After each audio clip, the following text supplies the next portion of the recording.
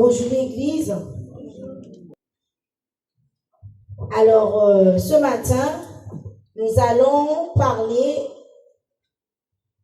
de la manifestation de la présence de Dieu. Prenons ensemble 1 Roi 19, versets 1 à 18. Voilà la vie d'un homme. Je ne sais pas si vous avez suivi l'histoire. Voilà la vie d'un homme.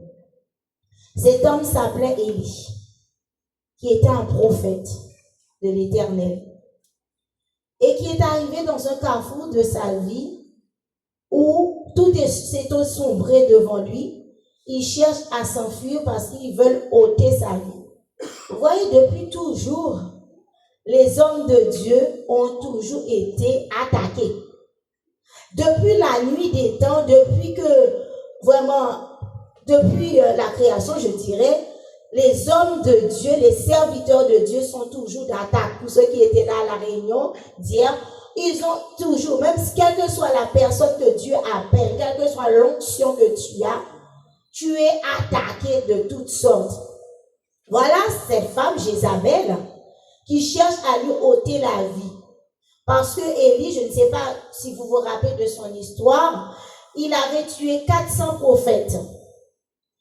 C'est que ces prophètes-là avaient profané le nom de Dieu et ils ont lancé un défi et ça n'avait pas marché. Et Élie avait donné l'ordre de tuer ces 400 prophètes que l'adversaire utilisait pour induire le peuple de Dieu à l'époque en erreur, c'est-à-dire à adorer Baal. Est-ce que vous êtes là avec moi? Amen. Voilà que la reine, c'est-à-dire Jézabel, cherche à le tuer. Et il lui a dit, ce qui est bien, quand Dieu t'a appelé, les gens peuvent te faire des menaces, mais ça ne sert à rien. Là, elle l'a menacé, disant que si demain à 7 heures, je ne fais pas de ta vie ce que tu as fait à chacun d'eux, c'était une menace. Mais Élie est arrivé dans un moment de sa vie où il était très découragé. Dieu n'a pas permis. Mais Élie, il a voulu se cacher parce qu'il était découragé. Il y a des moments aussi où les serviteurs sont découragés. Mais lui, Dieu va passer par un autre chemin. Mais aujourd'hui, je ne vais pas rentrer dans ça avec vous. Là, je vais plutôt aller dans le verset. Ce qui m'intéresse, c'est le verset 11. 11 à 13. En fait, je voulais seulement que vous ayez une petite idée de ce qui s'est passé dans la vie d'Élie. Élie, c'est un serviteur de Dieu qui travaillait pour l'Éternel, qui était engagé. Il n'était pas, comme on dit, là tout, comme si quelqu'un qui était là comme ça. Mais c'était un homme engagé. C'était un homme qui avait le désir, qui avait la volonté, qui était là, qu'il grêle, qu'il pleuve. Il était là. Malgré les attaques, malgré les persécutions, on voit qu'Élie, il était toujours actif. Il ne se décourageait pas. Et quand l'Éternel l'appelle, il dit, je déploie mon zèle. C'est-à-dire qu'il était toujours là. Il était toujours zélé pour l'Éternel. Parce que même dans sa faiblesse, mais il se souvient que sa mission, c'est de déployer ses ailes pour l'Éternel. Ce matin, quelle est notre mission? Des fois, on donne toutes sortes d'excuses. Mais quelle est ta mission après tant d'années de conversion? Des fois, on cherche toujours des excuses pour dire que j'ai ça. Moi je. Mais cet homme-là, on cherchait à le tuer, mais il se souvient que sa mission, c'était de déployer, c'est-à-dire d'être actif, d'être au service de Dieu. C'est ça que je voulais voir avec vous. Malgré tout.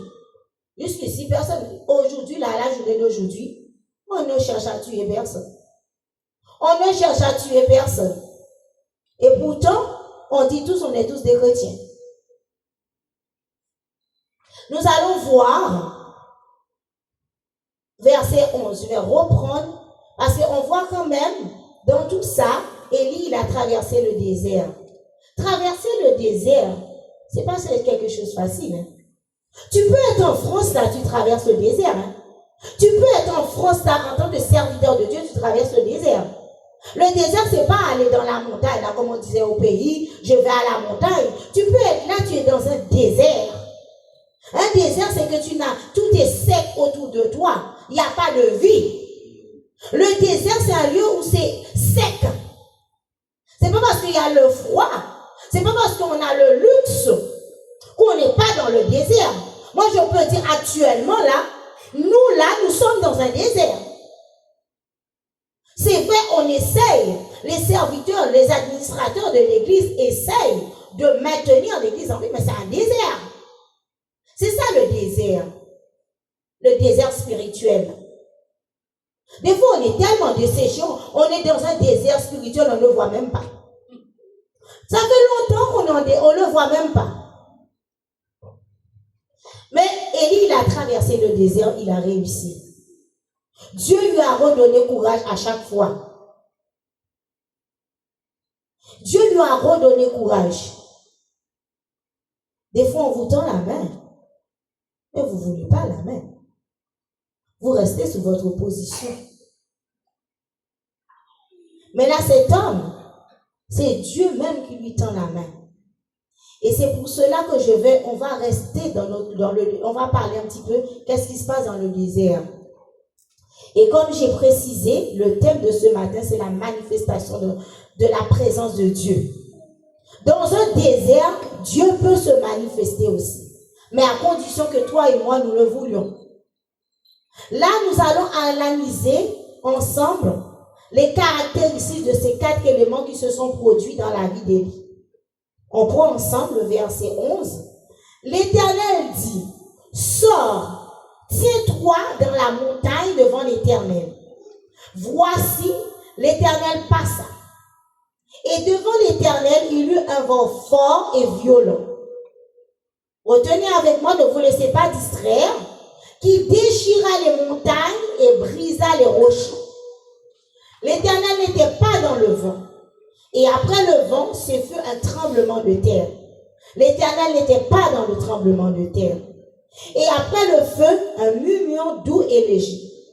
Quand Élie l'entendit, il enveloppa le visage de son manteau, il sortit, se tint à l'entrée de la caverne.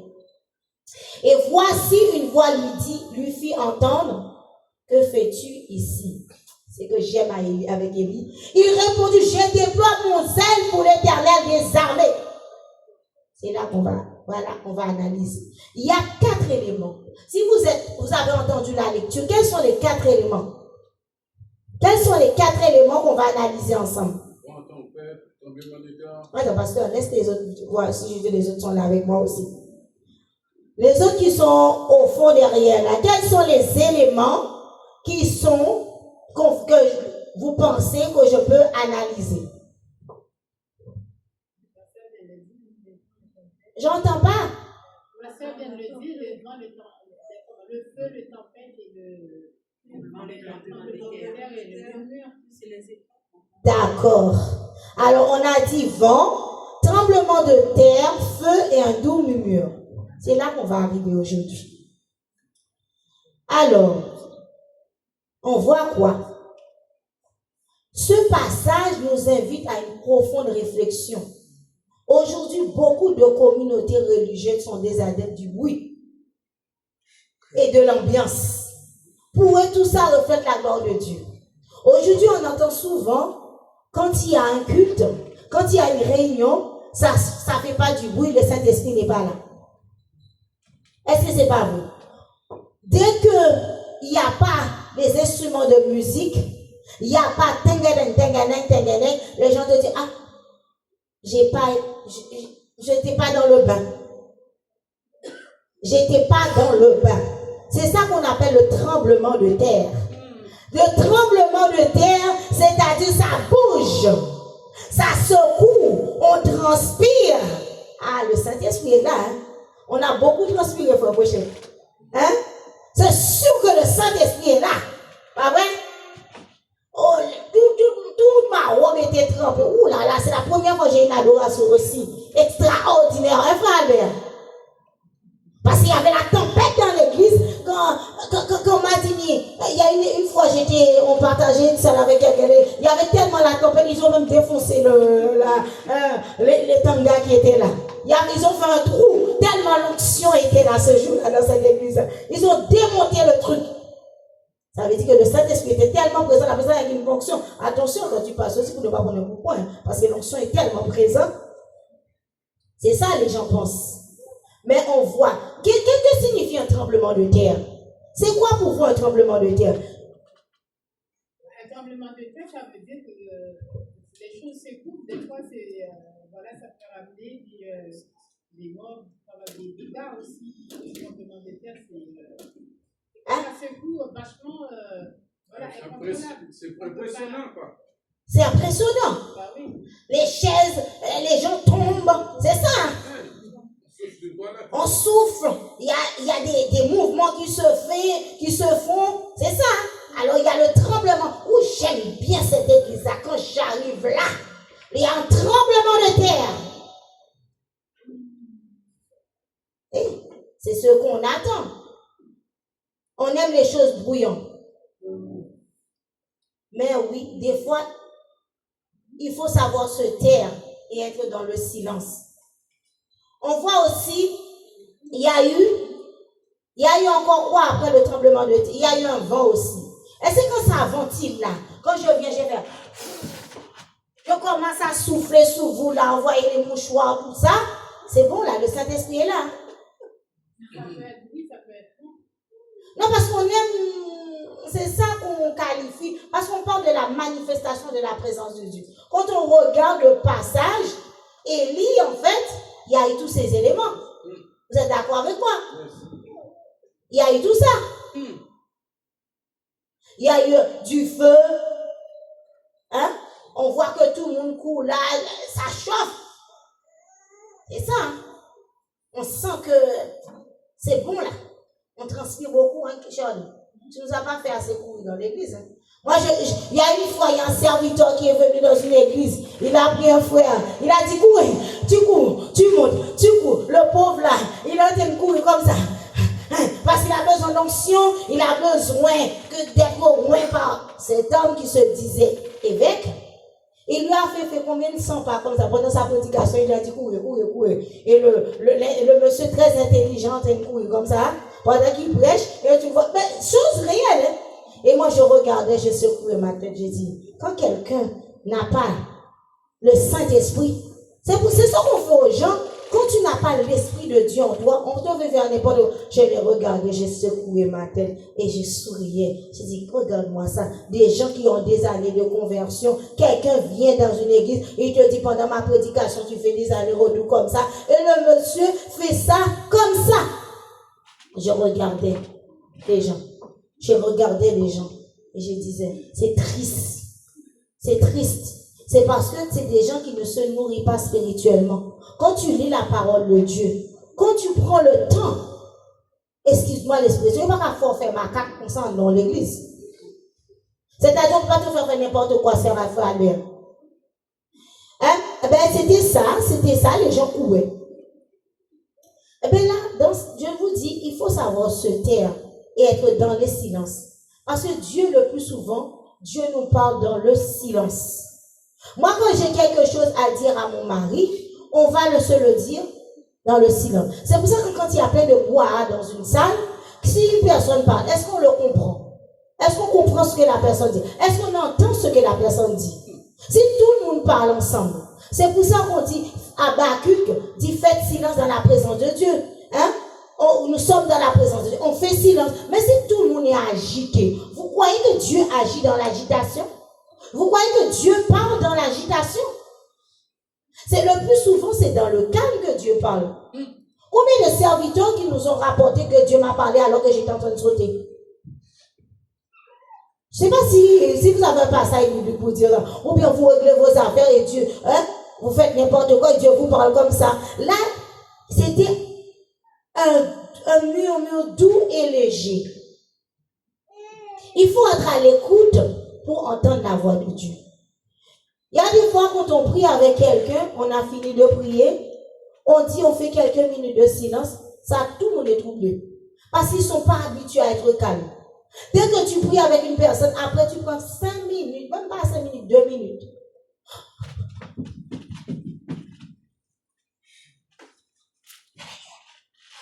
C'est là, si Dieu a un message à nous donner, à quel moment il va te le donner? C'est pour ça que Dieu, on passe à côté, on n'entend pas parler de Dieu parce que notre esprit est toujours agité. On vous dit de faire silence. Le Saint-Esprit est là, il veut nous parler, mais vous êtes ailleurs. Vous perturbez la personne qui est à côté de vous. Et vous voulez que Dieu vous parle. Vous allez attendre longtemps. Vous allez, après oui, le Seigneur ne me bénit pas, le Seigneur ne nous entend pas, nous sommes malades, À quel moment vous avez laissé le Seigneur passer, vous toucher? Pas besoin de grands sauts, de gesticulation ou de musique bouillante. Juste une écoute attentive pour entendre ce vent doux et léger. Tu as besoin d'une écoute attentive. Surtout que quand tu as un besoin, surtout que quand tu attends une réponse de la part de Dieu, tu as besoin d'être à l'écoute. C'est pas la peine de courir d'une église à une autre. C'est pas la peine d'appeler tous les sœurs et frères pour prier pour toi pour le même sujet. Tu as prié, tu attends. Tu dois dire, Seigneur, donne-moi une oreille attentive. Il faut avoir une oreille spirituelle. Il y a des gens qui n'ont pas d'oreille spirituelle. Il y a des gens qui n'ont pas de cœur réceptif. Il faut être surtout dans l'esprit. Quand tu n'es pas dans l'esprit, l'Éternel ne peut pas te parler. C'est pour ça que vous avez toujours besoin que des gens vous donnent des commissions. Aujourd'hui, c'est tout le temps les gens qui viennent vous dire. Vous n'avez jamais rien à dire aux autres. La parole de Dieu nous dit dans Jean 4, verset 24. Dieu est esprit. Il faut que ceux qui l'adorent en esprit et en vérité. Est-ce qu'il a dit l'adorer en bouillant, en gesticulant? Il faut que ceux qui l'adorent en esprit et en vérité. Est-ce que c'est dans les bruits? C'est la parole, hein?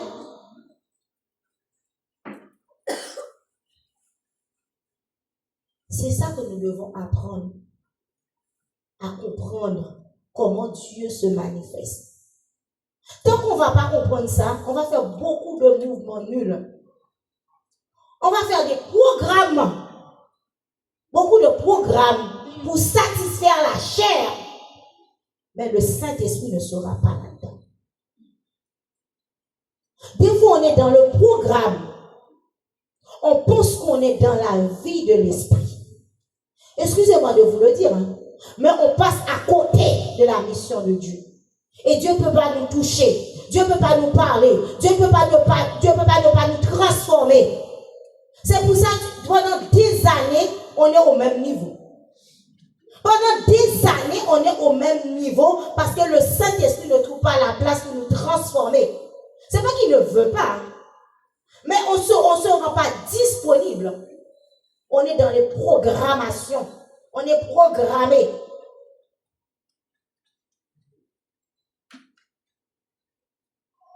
Élie vit une rencontre avec Dieu. Il avait une mission. Dieu lui présente son projet. Élie comprend, il doit continuer à avoir confiance à Dieu. C'est ça, il y a un moment donné, Dieu a besoin de te parler. Il y a des fois, on est là, on ne sait même pas pourquoi on est là. On est dans une église, on ne sait pas quelle est notre mission. Nous avons tous une mission. Pendant des années, Dieu te cherche pour te rendre productive. Mais lui, chaque fois, il savait, même dans sa subconscience, même quand il était mal, il savait qu'il devait déployer ses ailes pour servir Dieu. C'est vrai qu'il est homme. Il a demandé la mort. Mais il connaissait, dans sa détresse, il était conscient qu'il devait déployer ses ailes pour Dieu. Cette rencontre avec Dieu conduit Élie à renouveler ses forces. Le vent doux murmure là, ça a permis à Élie de renouveler ses forces. C'est pas le fait de secouer son corps. Je dis qu'il n'est pas mauvais, parce que des fois le corps peut-être il a besoin de déverser. On a trop d'énergie. Il faut déverser son énergie. Mais il y a un moment donné, il faut faire silence. Il y a un moment donné, il faut avoir une oreille spirituelle. Il y a un moment donné, il faut savoir faire calme dans les services. Que ce soit intercession, que ce soit adoration, il y a un moment donné, il faut être à l'écoute de Dieu. Si on n'écoute pas, ça va dans un seul sens tout le temps. Tu demandes à Dieu, tu demandes. Peut-être que Dieu te dit stop. Arrête de me demander, je ne te donnerai pas ça maintenant. Mais on est tellement là. On demande, on demande. On gaspille notre énergie, du temps. Sa force a été renouvelée. Ésaïe 40, verset 31. Mais ceux qui se confient en l'Éternel renouvellent leur force. Ils prennent leur vol comme les ailes. Ils courent et ne se lassent point. C'est ça. Quand tu es dans l'esprit, tu peux courir, tu ne te lasses point. C'est quand tu es dans l'esprit, quand tu es dans la volonté de Dieu. Ils marchent et ne se fatiguent point. Combien de gens qui sont toujours fatigués là? Combien de gens qui sont toujours fatigués?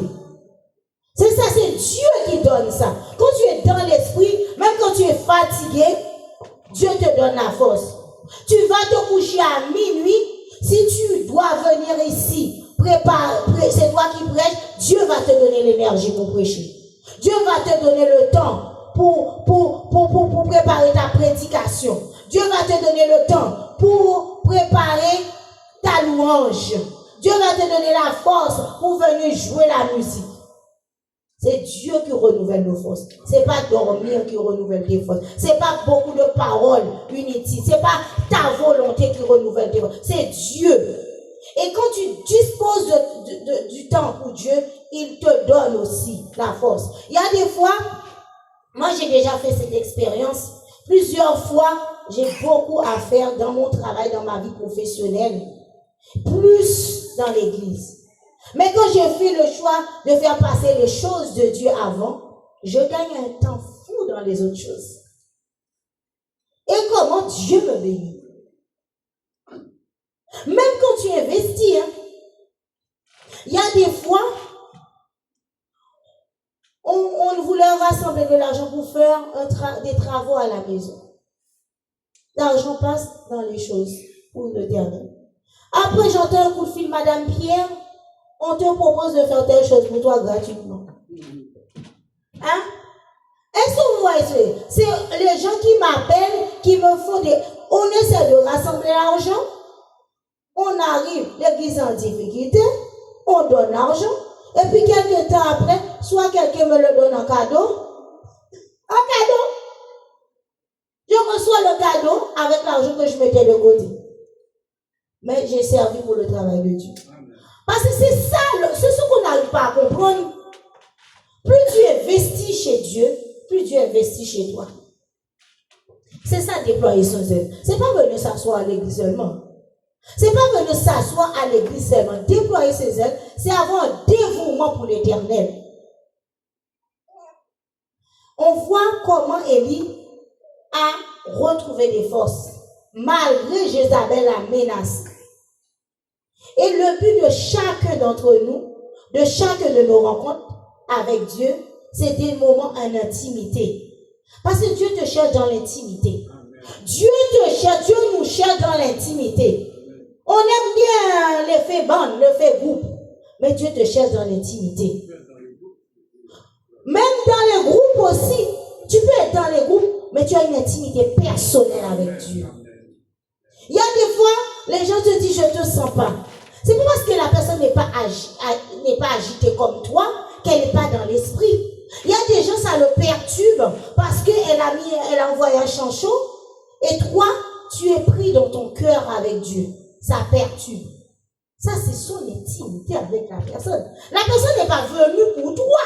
La personne est venue, il faut savoir une chose. Quand on vient à l'église, on ne vient pas pour Jacques, on ne vient pas pour Pierre, on ne vient pas pour le pasteur ni pour sa femme. On vient rechercher une intimité. Et tant qu'on n'aura pas compris ça, on sera toujours à côté de la plaque. Bien des gens disent, oh, je viens ici pour telle chose, pour ça, on ne m'a pas vu. Mais tu viens pour toi. C'est pour toi que tu viens à l'église, pour avoir la connexion. Vous n'avez pas remarqué que quand vous ne venez pas, vous êtes déconnectés. Combien de personnes qui ne restent pas? Déjà, tu as du mal à prier et tu ne viens pas. Aujourd'hui, on entend beaucoup les gens se plaindre, on ne me cherche pas. Moi, je cherche à être connecté avec mon intimité avec Dieu. Arrêtez de chercher, on me cherche, on vient pas, on m'appelle pas, on m'a ceci. Non! On cherche l'intimité. Ce matin, Frère Pierre a pris le verset, efforce-toi de Timothée. C'est une question de toi et Dieu. C'est pas une question de nous. Le royaume des cieux, c'est une question de personnel. C'est vrai, quand on est là, on se fait du bien ensemble. Quand on est là, ça nous encourage. Quand par exemple, je suis découragée, je peux appeler Sœur Sabine, est-ce que tu peux prier avec moi pour me donner un coup de pouce? Mais la relation qu'on a, c'est une relation intime. Même quand je vous prêche là, mais moi j'ai besoin d'entendre la parole aussi. J'ai besoin de la nourrir, j'ai besoin de la manger moi-même aussi. J'ai besoin de m'asseoir aussi, de recevoir aussi. C'est une question d'intimité. Moi aujourd'hui, je ne comprends pas l'évangile aujourd'hui. Moi, l'évangile qu'on m'a prêché, c'était avoir l'intimité. Moi, je bénis Dieu pour les serviteurs que j'ai rencontrés. Ils m'ont appris à nous renouer une relation avec Dieu en intimité. Ah, aujourd'hui, c'est différent. Quand tout va mal dans ta vie, quand l'incompréhension te guette, Dieu se révèle. Il vient vers toi. Mais si tu n'as pas d'intimité avec Dieu, comment il peut te guetter? Élie, Dieu est venu vers lui parce qu'il avait, en plus il était tout seul. Et pourtant, on va voir plus tard, il y avait plus de 700 prophètes qui étaient en vie. Mais Dieu le cherchait dans l'intimité. Il y a des fois, Dieu te cherche dans l'intimité, mais tu es là, tu veux être en bonne tout le temps. Dieu te cherche dans l'intimité. Dieu veut te transformer. Dieu veut te renouveler. Dieu veut te faire une jeunesse hors pair, une femme hors pair, une femme exceptionnelle pour Christ, un homme exceptionnel pour Christ, un jeune homme exceptionnel. Des fois, tu peux être dans la famille. Moi, je bénis Dieu pour Joël. Il a 4 sœurs et frères. Il a pris la décision, lui tout seul, de venir chercher Dieu. Parce qu'il a compris quelque chose. Il a senti qu'il y a quelque chose qui passe. Il n'a pas besoin que sa mère n'est pas là, lui il est là.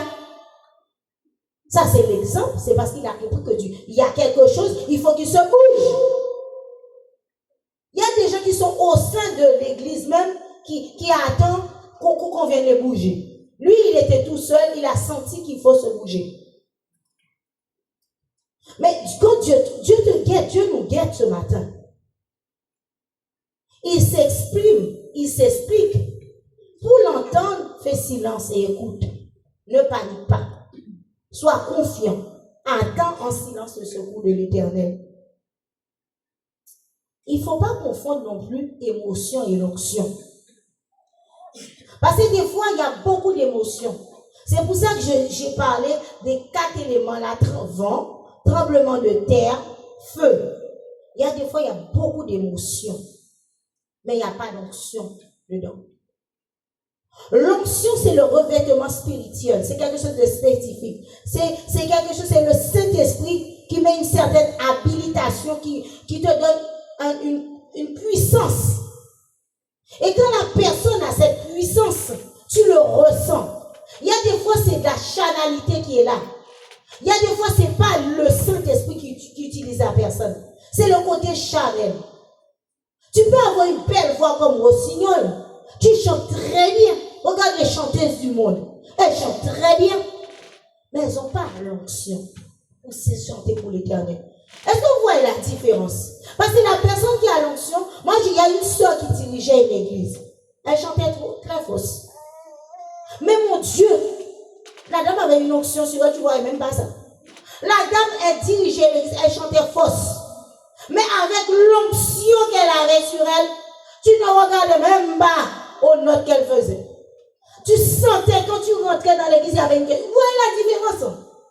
Même quand une personne prêche et que la personne ne parle pas bien la langue du pays, mais quand il y a l'onction, on ne regarde même pas.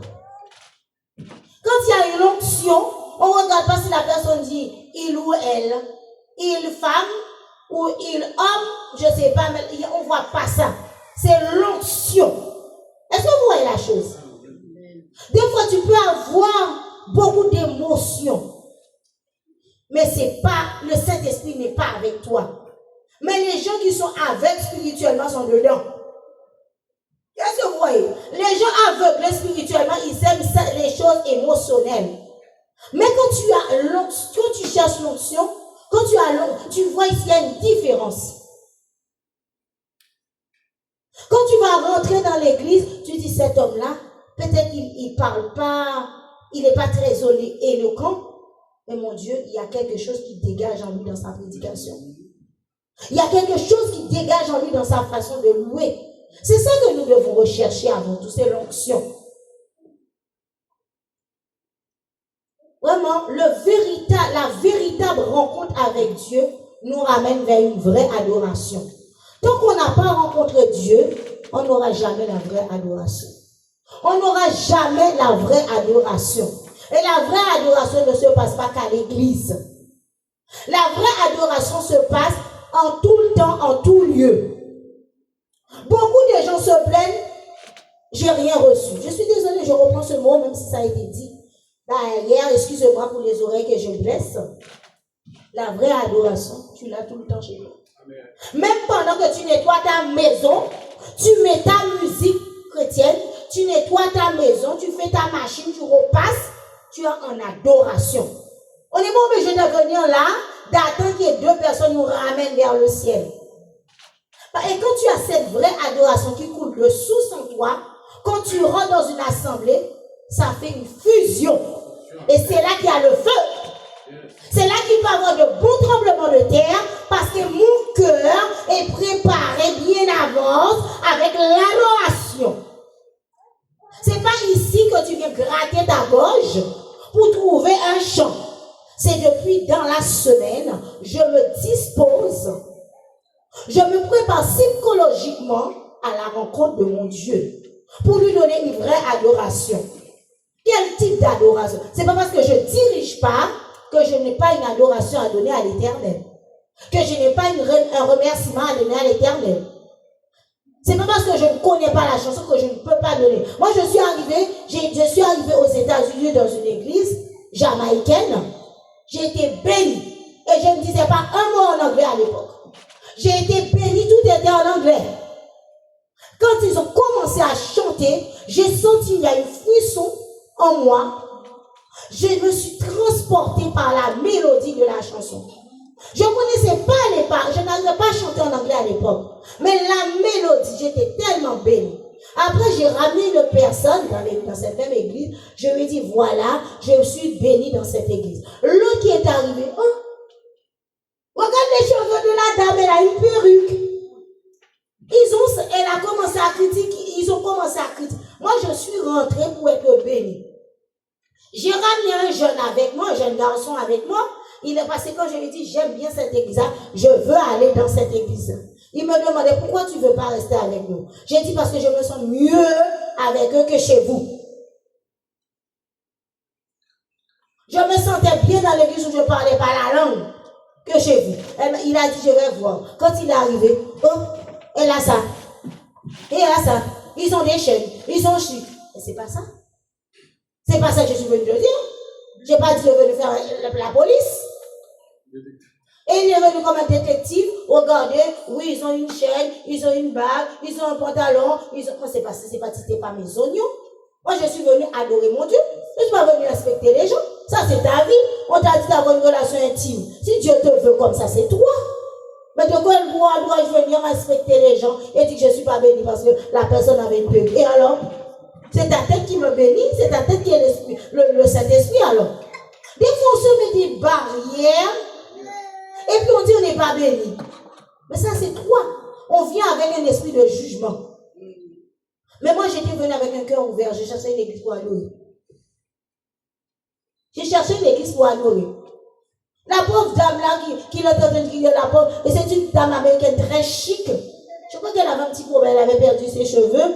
Comme les Américaines, les aiment bien très chic, elle a acheté sa petite perruque, la petite mamie. C'est ça qui les dérange. C'est la petite perruque de la famille qui les dérange. Mais ils ne voient pas le critique, comment ils entendent critiquer les gens là. Ça peut l'emmener dans l'enfer.